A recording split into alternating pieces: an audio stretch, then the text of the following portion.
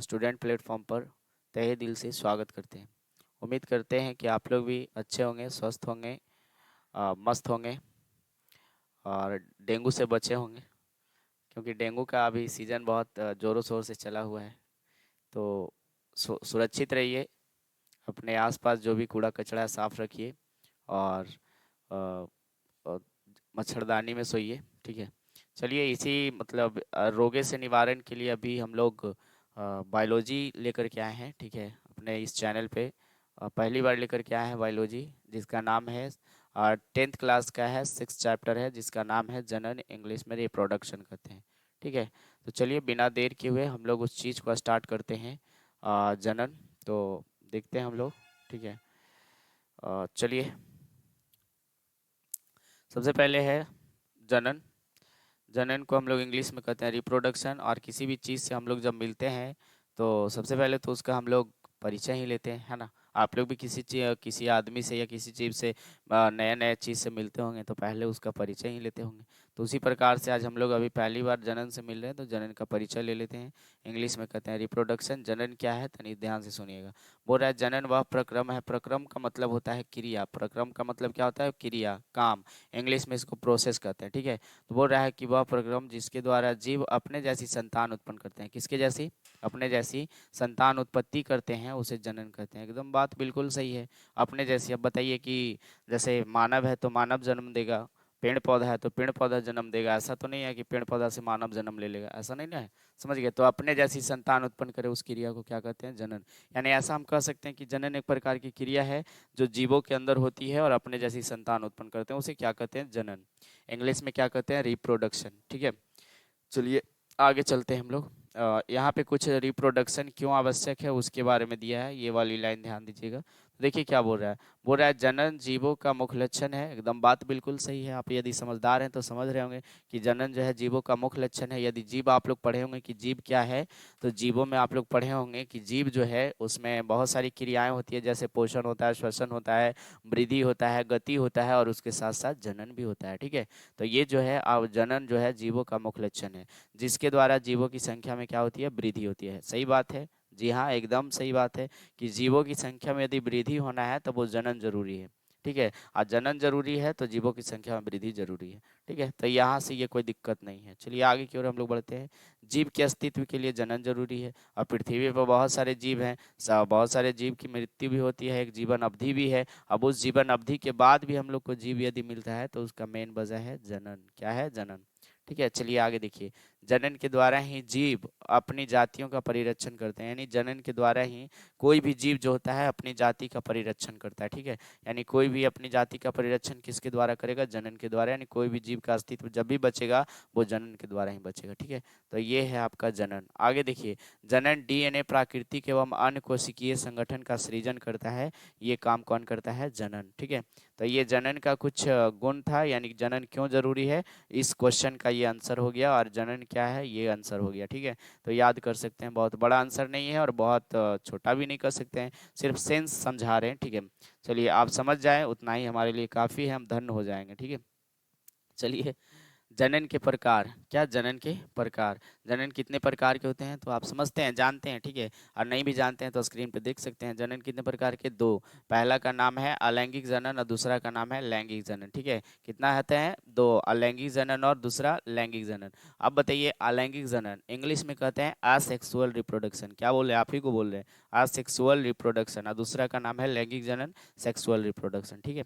तो ये हो गया आपका जनन का प्रकार, सेक्सुअल रिप्रोडक्शन, लैंगिक जनन, असेक्सुअल रिप्रोडक्शन, अलैंगिक जनन। ठीक है।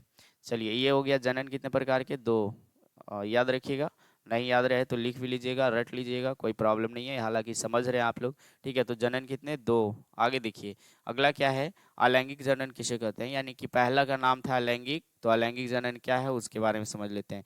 बोल रहा है अलैंगिक जनन से पैदा होने वाले संतान अनुवांशिक गुणों में ठीक अपने जनक के समान होते हैं। समझ गए? यानी जो भी संतान इससे जन्म लेते हैं, कौन से, अलैंगिक जनन से, तो वो संतान जो होते हैं वो अपने सेम टू सेम जनक के समान होते हैं। और उसी को हम लोग कौन जनन कहते हैं, अलैंगिक जनन। इसमें एक जनक भाग लेते हैं, के जनक, एक जनक, कौन जनन में, अलैंगिक जनन। एक जनक भाग लेते हैं, उसी को हम लोग अलैंगिक जनन कहते हैं।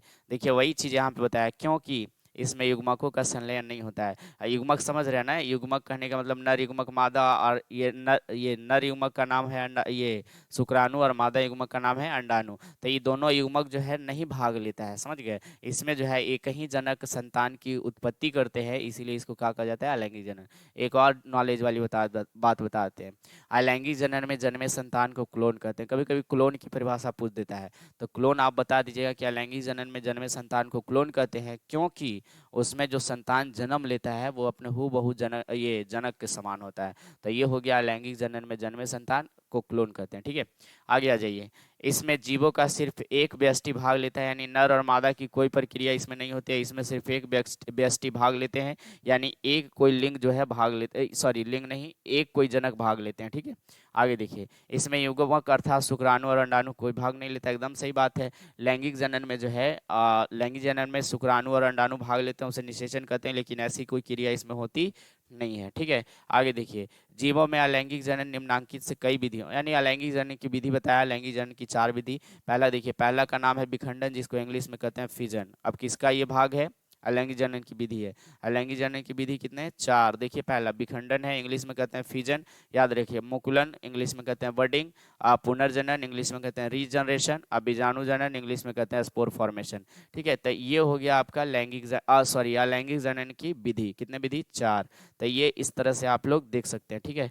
आगे चलिए, जनन क्यों आवश्यक है, ये क्वेश्चन दिया गया है, उसमें आंसर आप पढ़ सकते हैं कि जब कोई जीव अपने जैसे संतान जन्म देते हैं या अपने जैसे शिशु जन्म देते हैं तो उसे जनन कहते हैं। जनन की परिभाषा है जनन जाति, यानी इंग्लिश में स्पीसीज कहते हैं, कि निरंतरता और उत्तरजीविता बनाए रखने के लिए जनन आवश्यक है, ठीक है।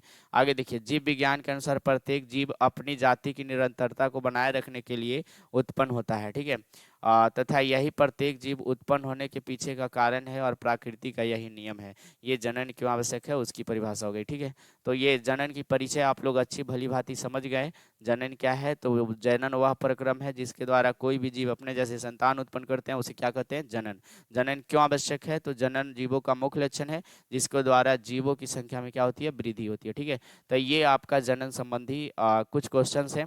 अब आगे की अभी ये वीडियो आपको कैसा लगा वो कमेंट में ज़रूर बताएं, क्योंकि आप जब कमेंट करते हैं, लाइक करते हैं, शेयर करते हैं, तभी हमारा भी हौसला बढ़ेगा, ठीक है। तो अब ये कैसा लगा, अगर आगे की वीडियो हम देना चाहें तो और कैसा हमारा ये आप लोग का रिस्पॉन्स रहेगा, आप लोग कमेंट में ज़रूर बताएं।